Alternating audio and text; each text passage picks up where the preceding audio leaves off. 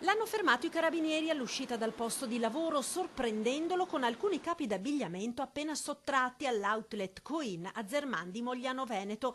Il dipendente, un cinquantenne veneziano che lavora come commesso nell'esercizio commerciale, aveva rubato vestiti per un valore di circa 200 euro. Ma non finisce qui, perché quando i militari sono entrati nella sua abitazione per la perquisizione hanno trovato un vero e proprio magazzino di merce rubata, decine di scatoloni con capi d'abbigliamento, ma non solo. Il commesso nei giorni precedenti ha sottratto anche profumi, prodotti per il corpo ed altri generi per un valore complessivo di circa 10.000 euro.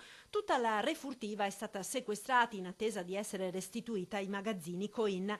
A segnalare il dipendente sospetto ai carabinieri erano stati i responsabili del punto vendita, allarmati dai continui ammanchi di merce nell'esercizio commerciale. I carabinieri hanno subito avviato l'indagine, conclusasi ieri sera, quando il cinquantenne è stato fermato al termine del turno di lavoro. Il commesso è stato denunciato per furto aggravato, da vedere poi quali saranno le conseguenze per il suo posto di lavoro.